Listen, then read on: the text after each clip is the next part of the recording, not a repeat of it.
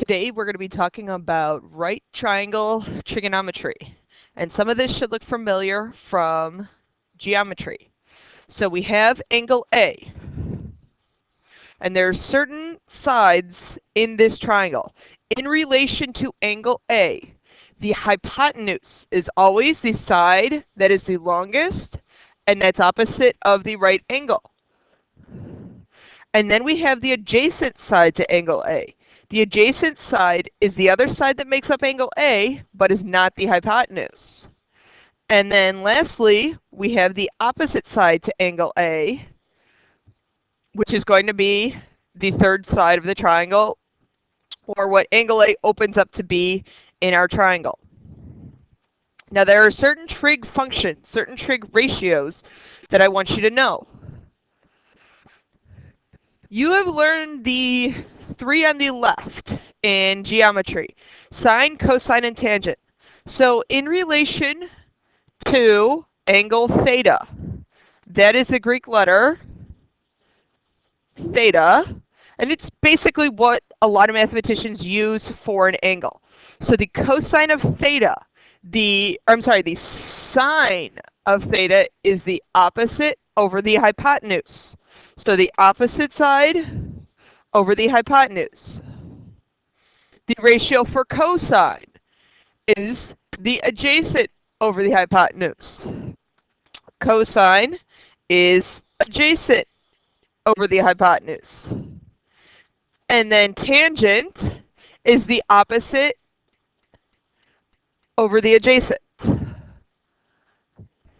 Opposite over adjacent. Now there is a common trick that we use to remember that, SOHCAHTOA. So when I say SOHCAHTOA, you use SOHCAHTOA, that means sine, cosine, tangent. And that's how I remember what the different ratios are. Now there are reciprocals. The reciprocal of sine is cosecant. The reciprocal of cosine is the secant. And the reciprocal of tangent is the cotangent. Now it's just about memorizing them. But tangent and cotangent, okay, you guys could easily pair those together. What one of my high school math teachers taught me is that there's always going to be a co with a non-co. Sine has no co in front of it. Cosecant, so cosecant is the reciprocal of sine. Cosine, the reciprocal of that is secant, doesn't have a co in front of it.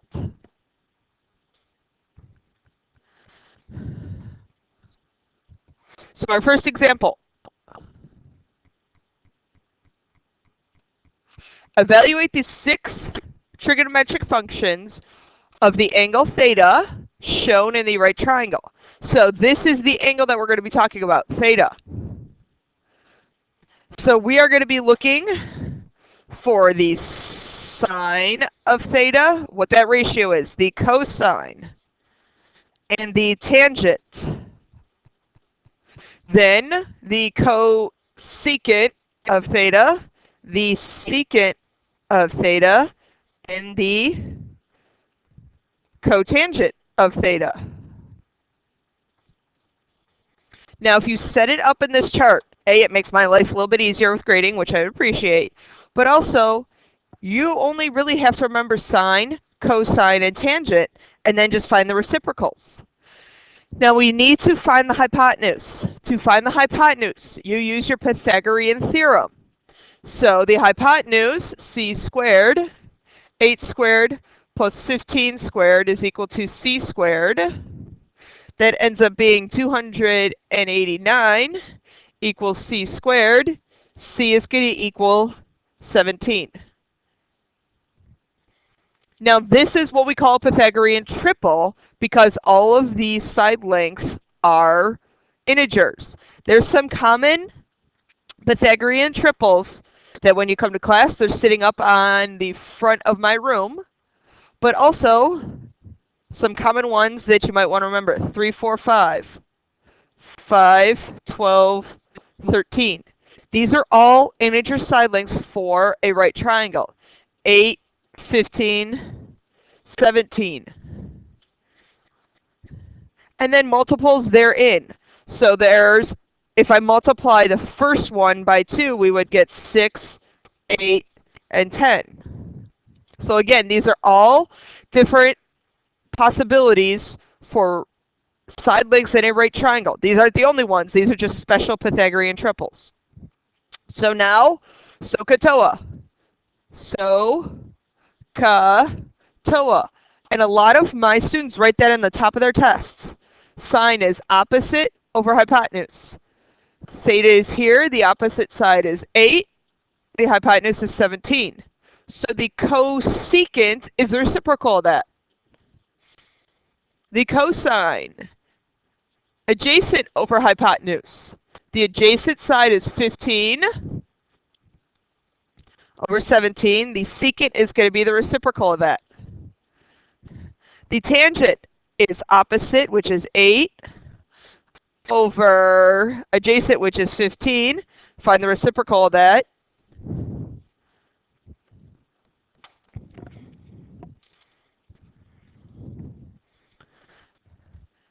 Now, special right triangles. You need to remember these. You should hopefully remember them from algebra, or from geometry. I'm sorry. So 45, 45, 90. If this side is 1, this side is 1, the hypotenuse is going to be root 2. Write that down, memorize it. 30, 60, 90. I remember it as it's easy as 1, 2, root 3. 1 is the smallest. That goes opposite the smallest angle. So that's opposite the 30-degree side. 2, that's the largest of those numbers. That's the hypotenuse, which is the largest side. So therefore, root 3 is the third side. So that means that the 30-degree side, the hypotenuse is twice the 30-degree side. And the 60-degree, the side opposite the 60-degree side, is root 3 times the 30-degree side. Okay, so find the value for x for the right triangles shown. So what I often do is I often put a small 30, 60, 90 triangle next to the one that I'm trying to solve. It's as easy as 1, 2, root 3. Now I set up proportions. So I say 15 hypotenuse over hypotenuse is equal to x over 1. So 15 over 2 is equal to x. So that's 7.5. It says leave in simplest radical form. Well, I didn't have a radical in this one. If I were to try and find, I'm going to call that side y. Now that side, the side opposite the 60-degree angle, is just whatever the x was, 7.5 times root 3, or 15 root 3 over 2. Next one, solve for x. Now this is a 45, 45, 90. So what I do, I put a little 45, 45, 90 next to it. 1, 1, root 2. You got to memorize those. So x over 1 is equal to 12 over root 2. So x is equal to 12 over root 2. We need to simplify that radical, because I can't have radicals at the bottom. So we get 12 root 2 over 2. The 12 of the 2 can cancel to be a 6 root 2. So each one of those sides would be 6 root 2.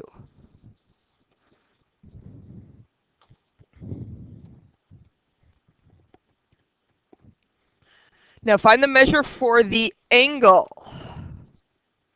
Finding the measure for the angle, since this isn't one of our typical right triangles, we need to use our calculator. So if you don't have your calculator, pause the video, grab your calculator. So theta there. We have the opposite, and we have the adjacent. Which one from SOHCAHTOA is opposite over adjacent. Opposite over adjacent. So the tangent of the angle theta is going to be 3 over 6. How you solve for an angle? You do what we call inverse tangent of 3 divided by 6. That's how you solve for an angle. Inverse tangent does not mean 1 over tangent. Okay? 1 over tangents is the same thing as cotangent. So inverse tangent, inverse, this is how we solve for angles. So if you don't have your calculator, grab your calculator. I'm going to find the inverse tangent of 3 over 6 here in a minute. So we were looking for the inverse tangent of 3 over 6. First thing you want to do, press mode to make sure you're in degree mode. If radian is highlighted, go over, arrow down, highlight degree. I'm in degree mode, so I'm good. This is the only time degree or radian matters. So then you do second tangent. That brings up the inverse tangent. Type in what you're trying to find, 3 divided by 6. Press enter. And our answer, theta, is going to be 26.57 degrees.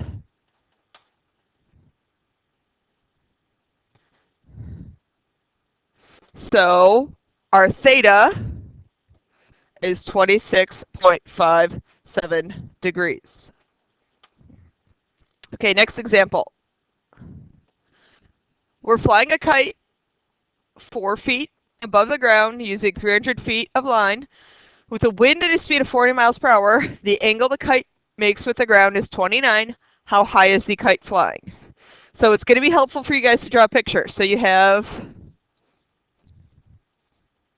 your person, and I'm holding my kite 4 feet above the ground.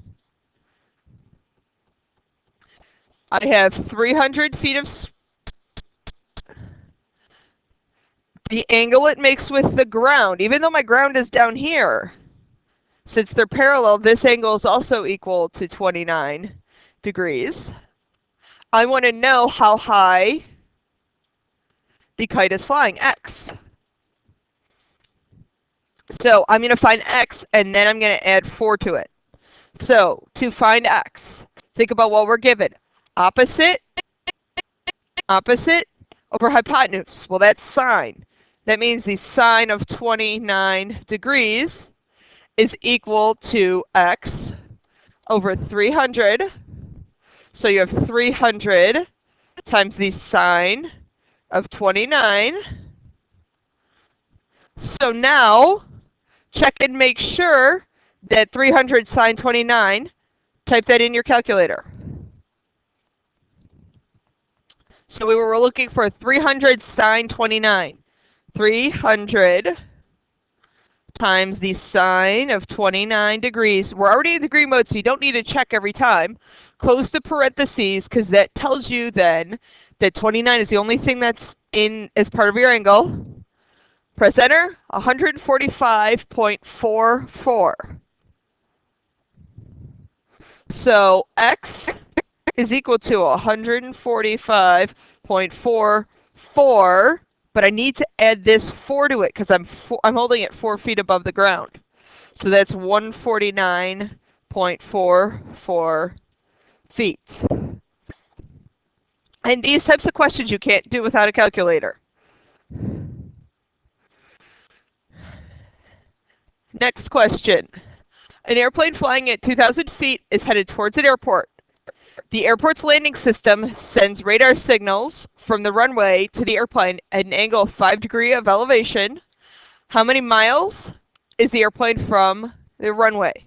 So angle of elevation from the ground, the angle up to my airplane is 5 degrees.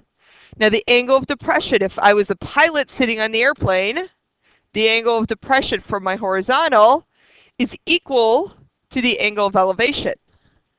Just so that you guys realize that, because I have parallel lines and we have alternate interior angles. So we have Here's our airport. Up to our plane, this is 5 degrees. Our plane is 20,000 feet in the air. Here's our plane.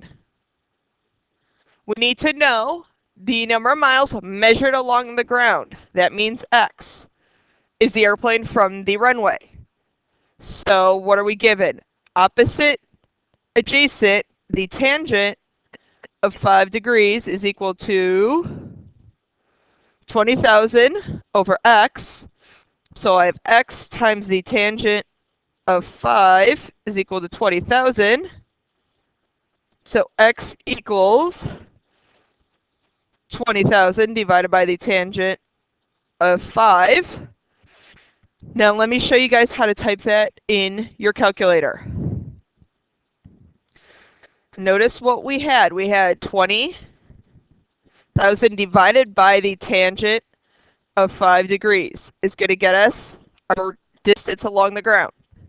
So I have 20,000 divided by the tangent of 5.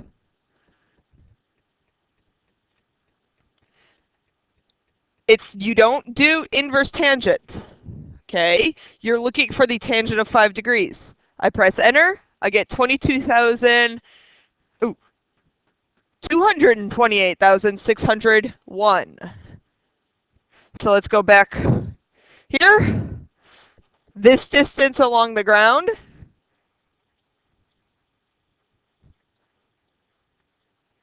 is 228,601 feet. There are your lesson questions for the day. Please make sure those 3 questions are submitted on time.